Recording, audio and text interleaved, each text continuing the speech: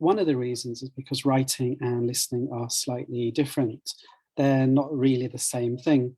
In a way they are. We produce this language, we produce writing, you produce speaking. But when you're writing a formal letter, it's a different kind of English that you need. So written English and spoken English are slightly different. And I think that's one of the reasons why a lot of people find the writing paper quite difficult. But hopefully this lesson is going to help you. What we're going to do is we're going to go through a task. I'm going to share my screen with you. Okay, hopefully you can see my screen. And we're going to do a whole task together. And we're going to follow certain stages. This is a referral letter. And whether you're a doctor, a pharmacist, a nurse, a vet, you know, stick with this letter. I know writing, it's specific to each profession, but hopefully this will help you regardless of your profession. Okay, you might be able to see some people walking around in the background, don't worry about them. But let's make a start here. So these are the stages. This is what we're going to do today, guys. We're going to look at the 3 stages of writing we call select, organize, and transform. And if you can get these 3 stages correct, if you can perfect these 3 stages, you have a good chance of achieving a grade B or even higher. Let's have a look. This is what you see on test day, on the day of your exam. You're going to receive case notes like this. I know a lot of you are familiar with this already. At the top, I'm just going to zoom in here. It tells you you've got 5 minutes reading time and you've got 40 minutes to write your letter. These 5 minutes are really, really important. And during this time, you really need to put these 5 minutes to good use. So think about the type of letter you're going to be writing. The most common types are referral, discharge, or transfer. Well, the most common types really are referral and also discharge. And transfer is less common, but you never know. With OET, they like to keep you guessing. They like to keep you on your toes. So it's good to practice all different types of letters. And that's the first thing you want to do. Work out, am I writing a referral? Is it a discharge? Or is this a letter of transfer? We've got the purpose here, and this is really important as well. You need to identify why you're writing the letter. If you don't know why you're writing the letter, the chances are that your letter is not really going to be relevant. And that's a big problem. And that's a key word with OET writing. It's relevancy. Your letter must be relevant. And in order for it to be relevant, you need to identify the purpose. Think about who you're writing to. Think about what you want them to do. And think about their relationship to the patient. Do they know the patient? So these are really important questions because this influences your choice of case notes. And if you choose the wrong case notes, your letter isn't going to be relevant. Even if you write a beautiful letter, which is grammatically perfect, it won't be enough if you've selected the wrong case notes. So the purpose is really important. And sorry, we got here the selection of case notes as well. These are also really important because you need to think about case notes and think about different levels of relevancy. How relevant are case notes? They could be extremely relevant. They might be semi-relevant, or they might be irrelevant. And it's important because most of the relevant case notes are going to go at the top of your letter. You need to put that key information at the top of your letter. These letters, these styles are really direct and just straight to the point. So the relevant case notes are generally going to be at the top of the letter, and then you move down to kind of semi-relevant information. And remember, most case notes are distractors. Most case notes are actually going to are irrelevant. However, remember, every task is different, and there might be some tasks where actually a lot of the case notes are necessary. So we've also got the organization. Once you've selected the case notes and you're writing a letter, you need good paragraphing. And think about how you're going to organize your letter. You might go chronologically, visit by visit, or we have something called order of importance. You might just write everything in the first paragraph. You might start off with the most recent visit. It all depends. You've really got to be careful And you've really got to read those case notes with care. Okay. So once you've done all of that, you've then got 40 minutes to write your letter. I would say you want to spend about 35 minutes writing the letter. And then that will leave you about 5, 6, 7 minutes to proofread your letter. And it's really, really important that you do proofread your letter. You're going to be in an exam, you're working under pressure, you're going to make mistakes. Everyone does, it's natural. So try to leave, I'd say, at least 5 minutes to proofread your letter, to go through it from beginning to end, check your grammar, check your spelling, your punctuation. Okay, go back to the case notes. And what I'm going to do is I'm going to go straight to the task. And this is something we do because you need to identify the purpose. Before you start going through the case notes, you need to understand the situation and you need to understand why you're writing the letter, basically, as I said earlier. So I'm just going to zoom in on this. Here, this gives you the writing task, which says that using the information given in the case notes, write a referral letter to Dr. Desai, a gastroenterologist at City Hospital for assessment of Mr. Knowles. Address the letter to Dr. Dev Desai, gastroenterologist, City Hospital, Eastern. So that's something we do because in the task, you actually get some useful information. Now here we've got 3 bits of information which are really useful. We've basically got the type of letter. So it's telling you this is a referral. That's the first thing you really want to know. It's also telling you your recipient. So in other words, who you're writing to. And that's really important because it's really important to remember the most important thing about your letter is the recipient. It's not the patient.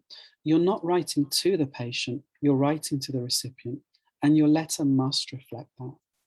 So here we've got a gastroenterologist, and that's really, really important because your letter must reflect all of the content, must be of interest to a gastroenterologist. The last thing we've got here is also the purpose. It says here for assessment of Mr. Knowles. So basically the gastroenterologist, Dr. Desai, is going to be assessing Mr. Knowles. Okay. You've got other bits of information. You've also got the address here, and that's useful for the layout of your letter. You're going to need that for the layout. And we'll have a look a little bit later at the end of the lesson about the layout fairly quickly. If I go back to the case notes, this time what I'm going to do, I'm just going to zoom in on the discharge plan because I want to be a little bit clearer about the purpose. I don't really know enough about the situation. And so sometimes what I do is I go to the discharge plan. I'm just going to zoom in here. So it says here, urgent referral to gastroenterologist for assessment and endoscopy. We've got a question mark and pancreatic malignancy, patient aware of possibility. So there's not a lot of information in the discharge plan. Sometimes you get a lot more. In this letter, it's not really telling you too much, but there is something significant here because it's kind of telling you, if you like, the main complaint, the main problem, the main illness of the patient. It says pancreatic malignancy. So you know you're referring the patient needs to be assessed, but now you know what they need to be assessed for. It's a pancreatic malignancy. So you're a little bit more aware of the purpose. If we go back to this slide and think about the 5 minutes that we were talking about and think about the purpose, because like I said, you've really got to be clear on the purpose before you start selecting those case notes. These were the questions I had before, and I wonder if you can remember. Who are you writing to? Please feel free to type your answers into the chat or any questions you have. In fact, just put them into the chat. Who are you writing to? So yeah, we were writing to a gastroenterologist, and it was a referral, basically referring your patient. And what do you want them to do? It's an assessment, and we know it was for possible pancreatic cancer. Do they know the patient? No, they don't know the patient. And like I said, that's kind of important because it influences your choice of case notes. If you're writing to a GP who might know the patient, you probably won't really need to start talking about their medical history and things like that because, well, they already know they're going to have the patient's records. But this is someone who's never met the patient before. So that's something to think about. And what does the recipient need to know? Well, basically anything to do with pancreatic cancer. You suspect the patient has pancreatic cancer and you need to tell that. You need to explain the reasons why to the recipient of the letter. Because in order for them to assess the patient, they need to know why you think the patient has pancreatic cancer. Okay, so now we're clear on the purpose of the letter. What we can do is basically we can go through those case notes. So we're going to look at the selection stage, and what I'm going to do, I'm just going to zoom in on some case notes, and you're going to see just the first selection of case notes. I'm going to try to decide about which case notes are relevant, semi-relevant, and irrelevant. For example, if I just zoom in on the first selection of case notes, at the top it says you are a GP in a city clinic. Mr. Knowles is a new patient in your surgery. Okay, and you're going to have to go through here, think about what's relevant, think about what's semi-relevant, think about what is irrelevant, and keep in mind the purpose. We've spent about 5 minutes talking about the purpose. The reason you're writing this letter is because the patient, the recipient, the gastroenterologist needs to assess the patient for pancreatic cancer. We can arrange for you to take that second back. And do you guys, want you've got another 30 seconds? seconds. You want to hold up for now because I know you might be busy at school. So if you want, I mean, if you are keen for anything during the week, then do let me know because we've got options. So it depends on you. If you wanted the extra day, then do let me know. Yeah. Okay. Yeah, great. Well, if you let me just have a look. Yeah.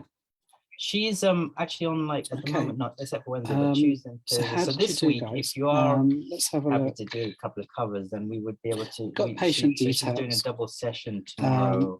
You're going to need the name and the date for the layout of the letter, not for the main body. And like I said, we'll have a look at the layout a little bit later on. So she's got one group of 3 and then one group of 4. So the first heading here says social background.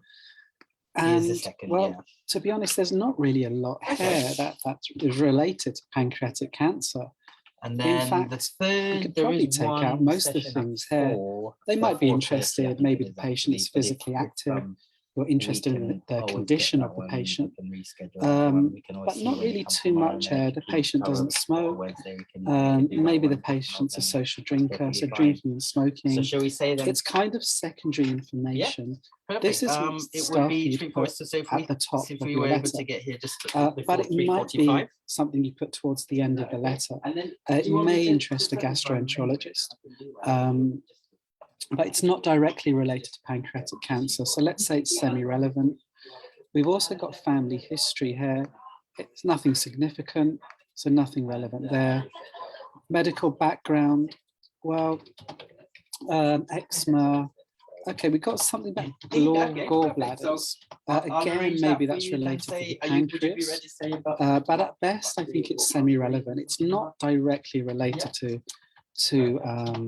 pancreatic cancer. It's not something the recipient will need in order to really assess the patient. So nothing too much there. We've got a medication here, SSRI. I think this is more to do with depression. That might be of interest to a psychologist, but not really of interest to a gastroenterologist. So you can see there, there's nothing really interesting there. Okay. So let's do the second selection of case notes. And you've got the date here as well. You've got the 2nd of August, 2019. Again, you've got 30 seconds, guys. Think about relevancy, relevant, semi-relevant, and irrelevant. Okay, good luck.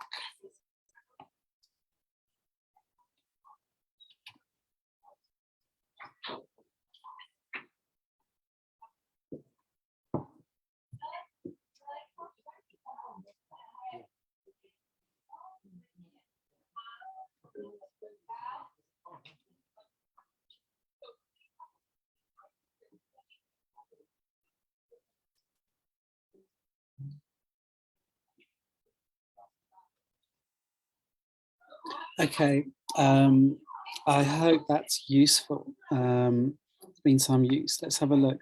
It was the 8th of February this time.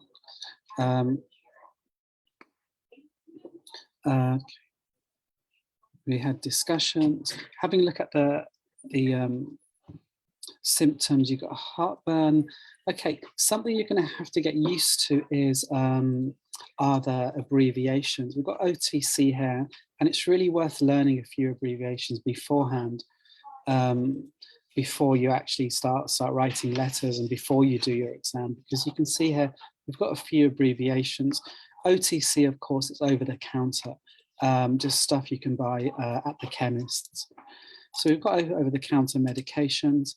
Heartburn, indigestion, again, maybe at best semi-relevant, not directly related to pancreatic cancer. This isn't the reason why you think the patient has pancreatic cancer, but it might be useful background information. Again, not something you'd put at the top of the letter, but maybe something you'd put at towards the end of the letter.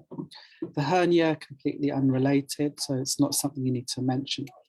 You examine the patient when they came to see you, and the patient came to see you. Again, you've got another abbreviation, NAD, no abnormality detected. And usually in these letters with OET, if there's nothing abnormal, if there's nothing unusual, you don't need to mention it. It's only if there's something which is slightly odd, or maybe the test results aren't normal, perhaps then you would mention it. But here it's telling you actually everything was fine, you performed a full exam, so nothing to really mention in the letter. The patient's weight, it could be relevant, 94 kilograms. Again, we've got another abbreviation, PPI, the type of medication, proton pump inhibitor, possibly maybe semi-relevant. Yet another abbreviation, FBC, a full blood count. And again, not related to the pancreas. So you could probably take all of this out. And you can see at the end of this visit, you ask the patient to come back in 4 weeks. Again, I wouldn't really say this is extremely relevant. It might be semi-relevant.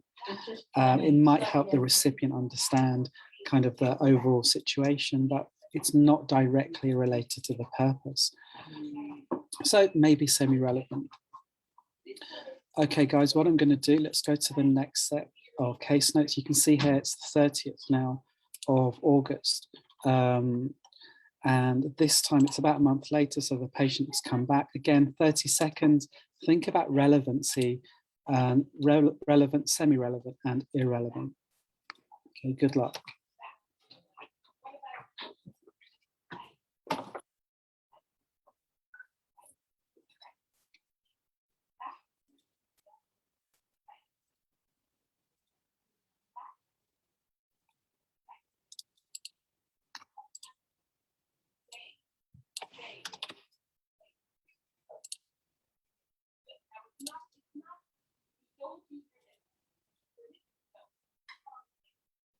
Okay, so how did you get on with that?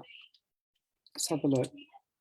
So the patient came back, you told them to come back for a review, and you can see it tells you there's no improvement in their reflux symptoms. It might be worth mentioning the patient hasn't improved, but we've got new symptoms, and that's really what interests the recipient. And these symptoms are related to the pancreas. So we've got back pain, we've got diarrhea, pale stools, abdominal pain on eating, and we've got fatigue as well. So all of these symptoms are really important, quite significant. And this is what's really going to interest the gastroenterologist. You can also see the patient has lost 2 kilograms in the space of a month, and that's a lot of weight. So the patient is deteriorating. So it's something that you might mention in your letter. Again, we've got more symptoms. The abdomen is tender and palpation, slightly swollen, again related to the pancreas. And also at the bottom, yellow discoloration of the skin and eyes. Okay, so all of these kind of symptoms are related now to pancreatic cancer. And this is what you need to show the recipient.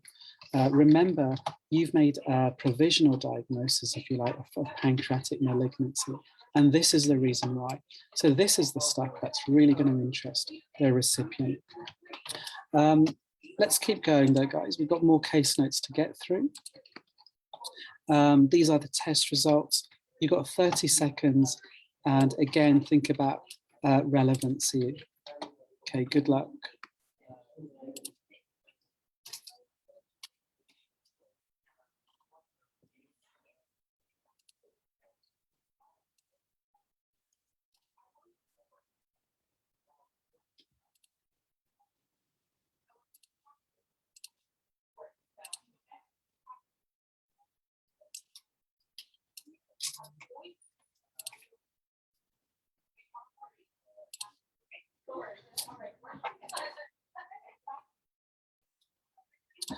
Okay, so these were the test results that you had, blood tests that came back.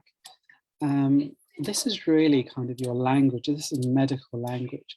And I'm sure you know what all of these are. Bilirubin is substance excreted by the liver. In fact, they're all related to the liver.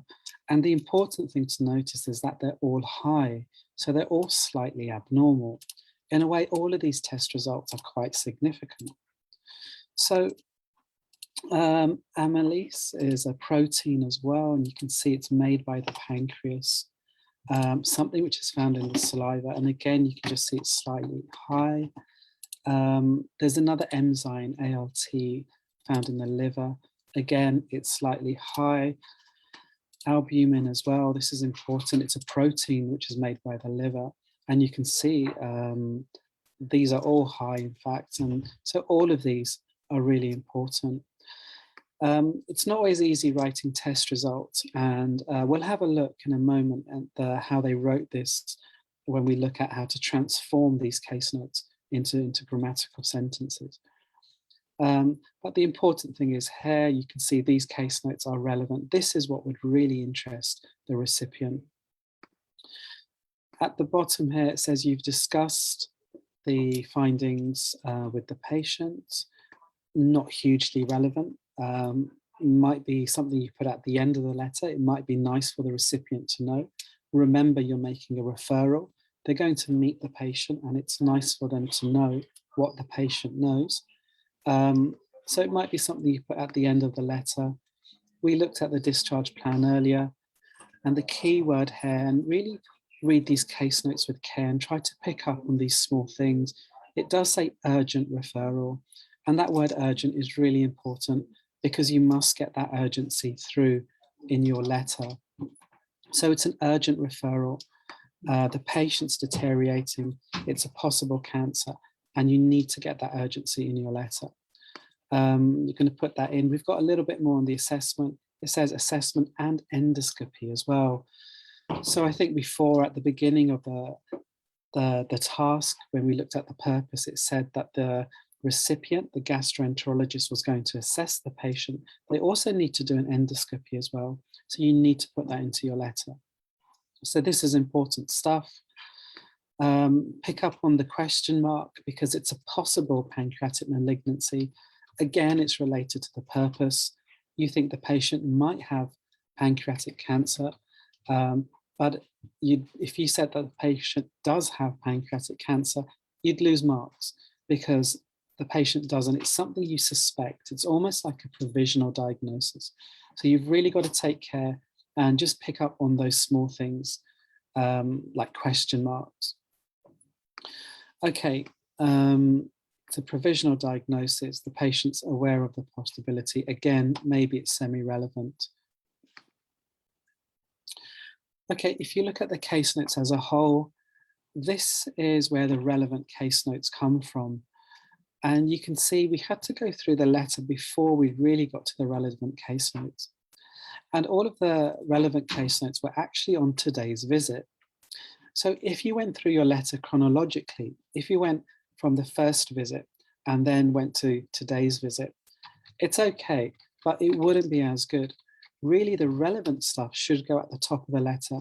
So I think in this task, you're better off actually starting with today's visit. And remember, this is an urgent case. So you need to get that urgency across in the letter, and all of the case notes which kind of tell you it's urgent and that the patient is deteriorating and that they're really sick. They're all on today's visit. So that's really the place where you want to start your letter. Okay, so we're just going to go through and have a look at the sample answer. And we're just going to look at some of the language now and see how they transform these case notes into full grammatical sentences. This is the first paragraph.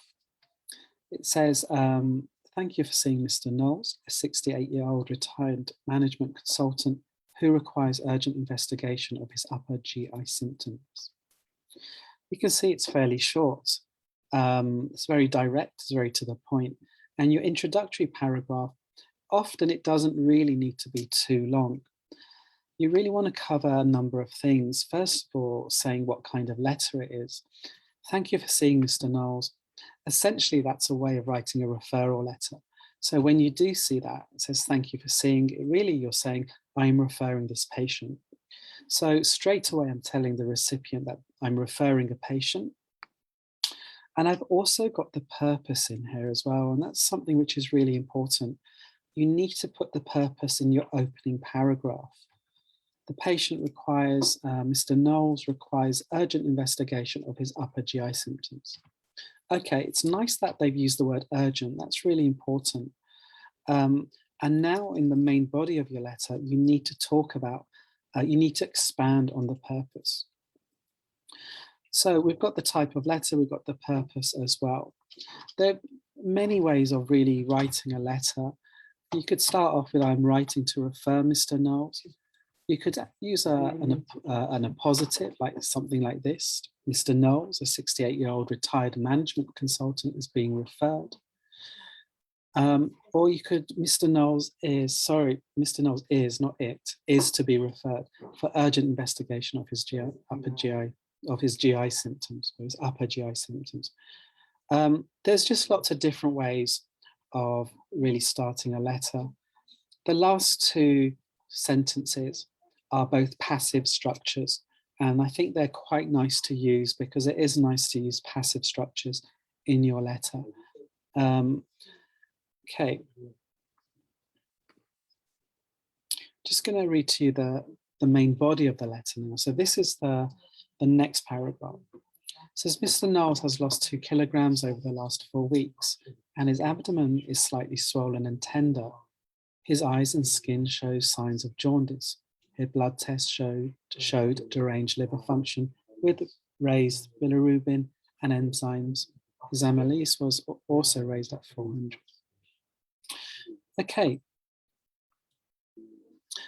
So the first sentence, if you think about how they've transformed that case note, we had 2 different dates where the patient, I think the patient was 96 kilograms, then they were 94, but we didn't write it like that. You can see how they've transformed these case notes into their own words.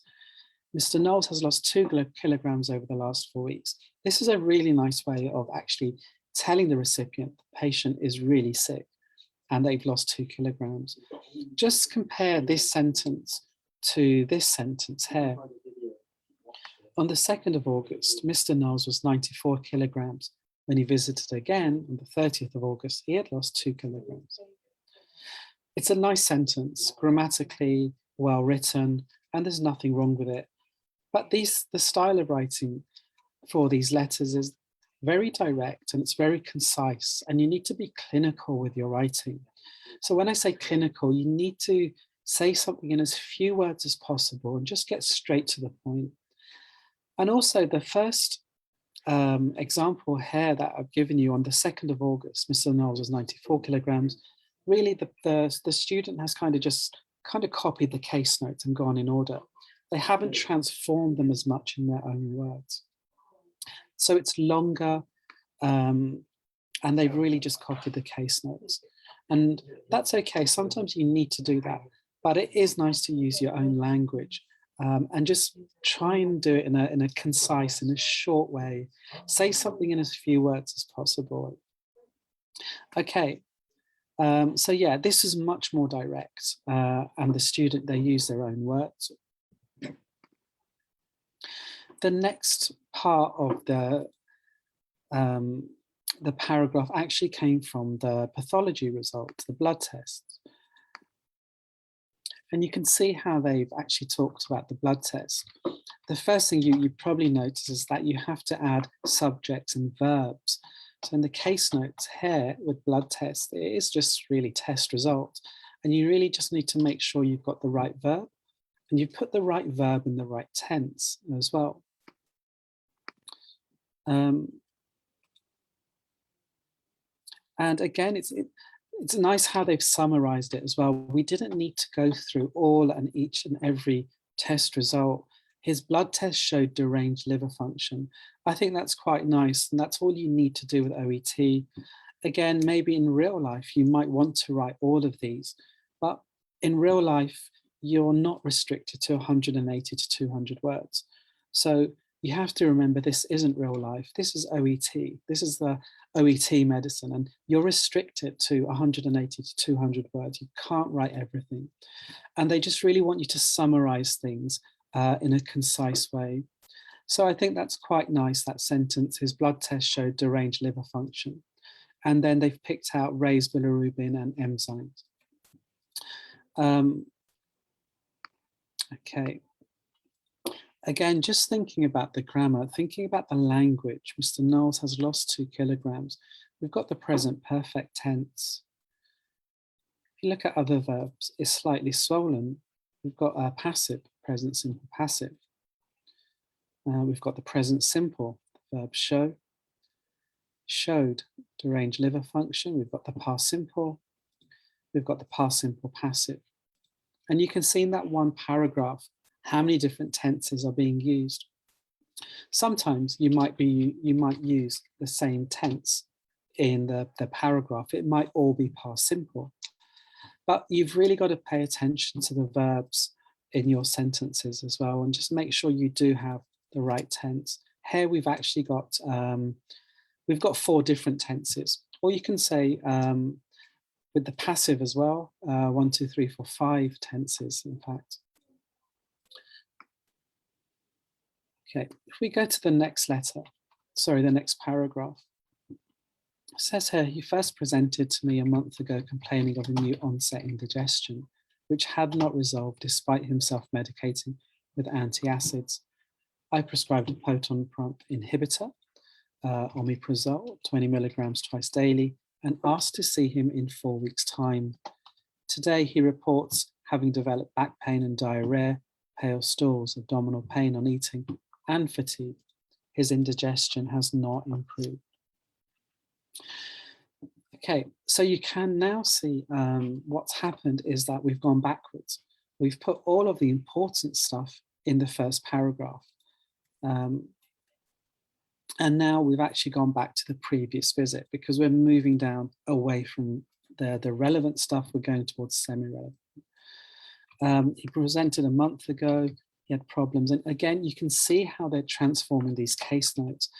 I didn't really need to write the date a month ago. It's a nice way of actually, it's a small thing, but it's a nice way of just using your own language. You can see where in the case notes it said ineffective. And here it says had not been resolved. Sorry, had not resolved. Again, just using your own language. OTC became self-medicating. And again, here with the proton pump inhibitor, really think about your language, really think about your grammar. You've had to add a subject and a verb here as well. And again, review in 4 weeks, asked to see him in 4 weeks. Again, you're adding verbs here. Didn't use the word review, just said asked to see him in 4 weeks. So you can see how they've kind of transformed all of these case notes. When you do write medication, do try to follow this formula. We've got medication, dose, and frequency. Let's just have a look. You can see here with omeprazole, you've got the medication, you've then got the dose, you've then got the frequency. So that's a good way to, when you do write medication, if you have to write medication, remember with some tasks you may not need to. But if you do, try to follow that formula, medication, dose, and frequency. I think in real life as well, when we teach medical English, we also say how you're taking the medication, whether it's intravenously, subcutaneously or orally. But with OET, you don't need to do that. Just remember medication dose and frequency. Okay, the second half of the paragraph, we came forward to today's visit again. And again, we've got these symptoms. You can see the symptoms are really similar. And like I said, you don't always have to transform everything. Sometimes it is necessary just to kind of copy the case notes. It's just easier here. The recipient just wants to know the symptoms. So you've just got to put the symptoms and write them down. But this was, you can see how they transformed this. The case note says no improvement in reflux symptoms. And the student wrote his indigestion has not improved.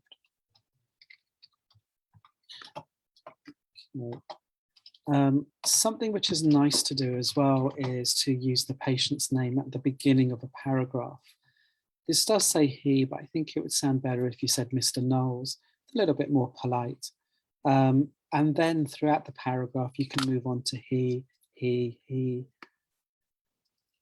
So that's nice. Also in this sentence, I prescribed a proton pump inhibitor. It might be nice to actually turn this into a passive sentence. Passives are really useful for these types of letters. They're a lot more formal. They sound a little bit more kind of professional and businesslike.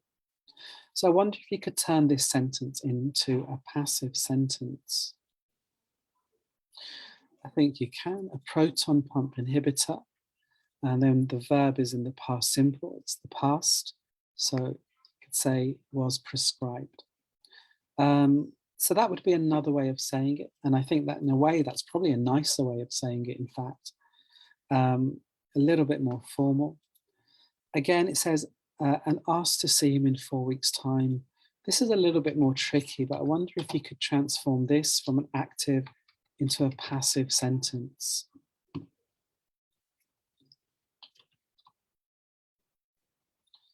Yeah, it's a little bit more complicated, isn't it? I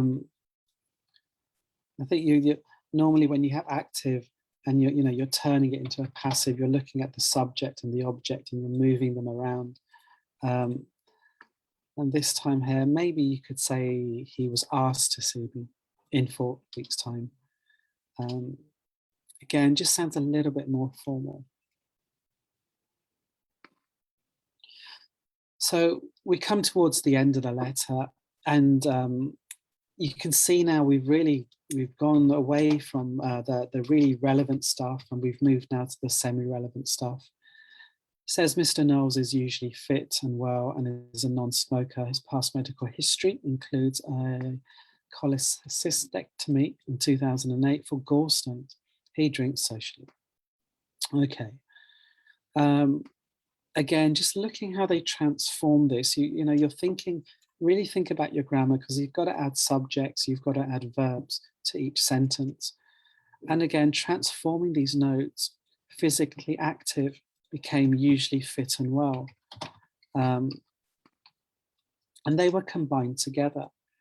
And that's important as well. Don't feel as though you have to write down the case notes in the order that they come, in the order that you see them, because that's exactly what you shouldn't do. There may be some sections where you do that, but really you're selecting case notes and you're moving them around.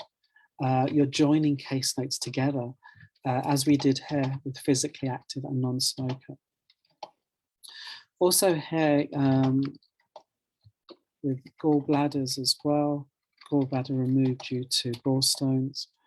And then he drinks socially as well. Social drinker, he drinks socially, just slightly different. But again, just nice to use your own words and your own language. So this is the final paragraph. It says, I would be grateful if you could see Mr. Knowles at your earliest convenience for an endoscopy and assessment, as I am concerned about the possibility of pancreatic cancer. I have discussed this possibility with Mr. Knowles. These are the case notes, and this is really the discharge plan now that you're dealing with. This was important. I'm concerned about the possibility of pancreatic cancer. And that word is key, about the possibility. You need to say that it is possible pancreatic cancer. If you said it was pancreatic cancer, you would potentially lose marks. Again, you can see how the case notes have been interpreted. The patient aware of the possibility. I have discussed this possibility with Mr. Knowles. So again, you're adding subjects, you're adding verbs as well. And this time the verb is in the present perfect tense as well. So really do think about your tenses.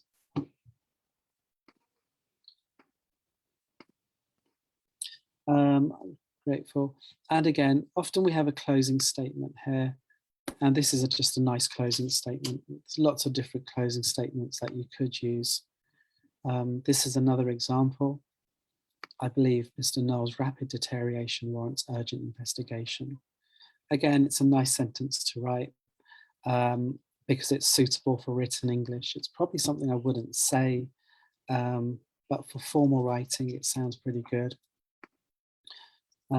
Please assess Mr. Knowles and conduct an endoscopy to confirm my provisional diagnosis, pancreatic cancer. That's fine. Sounds a little bit long, but it's perfectly fine, really. Thank you for your assistance. So there's lots of ways to close your letter, but generally you do need some kind of closing statement to end your letter. And we've got yours sincerely as well. You need to make sure you have your name and your job title when you sign off your letter, and write your full name as well. Don't just write your first name. It's a formal letter, so you should have your first and your second name. Okay, so we've looked at selection, we've looked at transformation. Just a quick look now how the letter was organized. This is the letter. You can see there are 5 paragraphs. The first paragraph was the introduction, where you must state the purpose. Remember, also state the type of letter, and the main complaint as well, I think, is always useful. But you must state the purpose in your introductory paragraph. We then had the main body. We talked about the important symptoms and the test results. This is the really important information. It got across to the recipient that this is an urgent situation. The gastroenterologist can understand the patient is deteriorating, can see symptoms related directly to pancreatic cancer. And you can see it's all about pancreatic cancer. The next paragraph combined 2 visits together. It was a mixture really of relevant and semi-relevant information. And then towards the end of the letter, we had really kind of the semi-relevant stuff, social history, medical history as well. And we had our closing statement, and we gave a little bit more on the purpose as well, because we talked about the endoscopy and also about the assessment as well. Okay. So that's really how the letter was organized. Just a quick look at the layout. In the top left-hand corner, you have the name of the recipient, you have their job title, and you have their address. You leave a space and you write the date. And then this is how they've done it now in the sample answer. And there's different ways of doing it. RE, meaning referring or regarding. And you could have the date together. Often they're on one line. So you don't have to have them on separate lines. In fact, most of the times, if you look at different sample answers, you'll notice they are both on the same line. Sometimes you also see them before you start your letter. So it doesn't really matter too much, to be honest, if you put it before or after your opening address of your letter. I often put it before, and then I would write Dear Dr. Desai, blah, blah, blah, blah. But it's really up to you. The main marks of your letter really are in the main body of the letter, but do make sure you have the layout, the whole layout of your letter correct. If you know the patient's name, if you know the recipient's name, it's yours sincerely. If you don't know the name, it's yours faithfully. But you might have a job title, if a specific job title, for example, their charge nurse, and then you could use yours sincerely if you have a specific job title. Let's do a quick task, guys. This is from the sample answer. You've got 1.5 minutes to just remember some of the missing words, and there's some useful vocabulary here. The clock is ticking, and we'll check the answers in a moment. So good luck.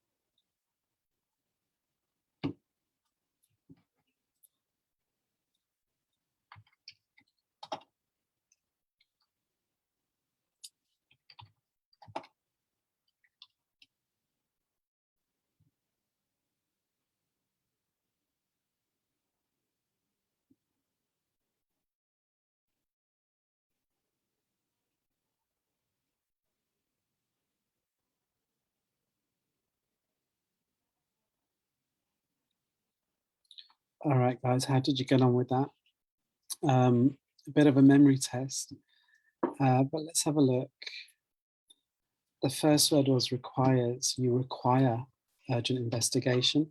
Just got to remember the S with the present simple, because he requires. I'm sure you know with he or she, we're going to add S to the verb. Patient requires urgent investigation. We had the present perfect then, has lost. Then we had the past simple, raised, was raised. In fact, it's a passive. So test results, it can be raised. It can also be elevated as well, something else you could write. I think this was fine, presented to me in the past simple. Symptoms had not resolved. So again, it's a useful collocation to learn. Symptoms can resolve. In this case, they did not resolve, but you resolve symptoms. So, and here we had it in the past simple, or actually it's the past perfect. And then I'm sure this was fine. I prescribed, we prescribed medication, developed, having developed back pain. And it's a nice structure to use with having developed back pain. His past medical history includes, again, we've got the present simple, and at the bottom, your earliest convenience. Okay, so some useful vocabulary there as well. So just to recap on a couple of points then.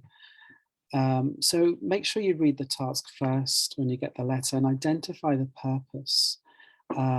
Remember the task is at the end of your case notes, and just go to the task first and make sure you can get as much information from that as possible.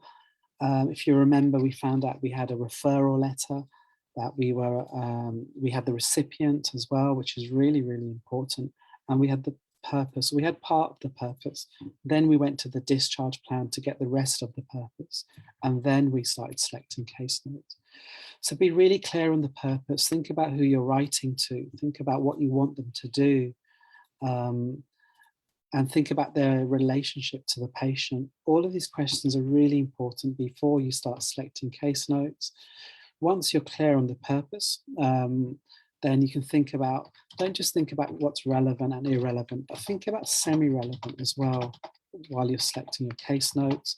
You need good organization. You can see how the letter was logically organized.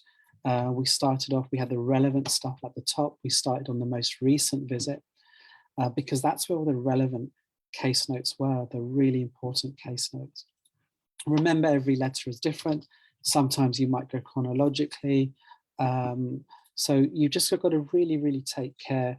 It won't really be until the day of the exam when you turn over your paper and you see the case notes. Only then will you really know how to organize your letter. It's not really something you can do in advance. You won't know how many paragraphs you're going to write. So you might have an idea about your opening paragraph and your closing statement, but other than that, it is kind of difficult to really plan your letter in advance. And like I say, it's not really until the day of the exam. Only once you see the case notes, only then will you really know how you're going to organize your letter, how many paragraphs you'll have. And remember to transform the case notes. Try not to just copy the case notes. I know with certain things like symptoms, for example, you might just be easier to copy and you need to sometimes. But, you know, it is a language exam. Remember, this isn't a test of your medical knowledge. Really think about adding subjects and verbs. When you're proofreading, check your language, check your grammar, check the tenses as well with your verbs. And do proofread, as I said before, it's really, really important. You're going to make mistakes. We all do, it's perfectly natural. You're in an exam, you're under pressure, you're stressed. Everyone makes mistakes. So please try to leave, I'd say at least 5 minutes, so you have enough time to go through your whole letter, checking spelling, punctuation, language, grammar. Okay, guys, I hope that is useful. We've got some writing courses. I'm just going to actually go through these. We did have an offer that's actually going back to the 15th of March. These are just online courses that we have. Basically, go to wles.net, and that's really what, if you're interested in, like, if you need more support with writing or with reading, if you need more support with listening or speaking, pretty much anything, just go to wles.net, check out our courses. It doesn't matter where you are in the world, we've got a whole load of online packages as well. Whatever you need help with, hopefully you'll find something there that is useful for you. And if you're here in London, please do come in and see us. We're open as usual. We're running an OET course, in fact, not too far away from me, one of the classrooms. We have our students, some of whom are taking the exam this weekend. So if you are in London, please do get in touch. If you need some advice, if you just want to talk about OET, we're more than happy to talk about OET. We are starting our next November course actually next week in London. So if you are here and you would like to enroll, you need to do that this week. Other than that, if wherever you are around the world, remember wles.net. It's been lovely working with you guys. It's nice to be back, in fact. I do hope that you managed to get something from the lesson. If you are doing your exam this weekend, I wish you all the best. And next week, or sorry, next month, I should say, Beth, my colleague, will be with you. So take care, guys. All the best with the OET. And like I say, if there's anything you need, please do get in touch. wles.net. Have a nice day. I hope you're well wherever you are. And I'm sure I will see you again. Take care, guys.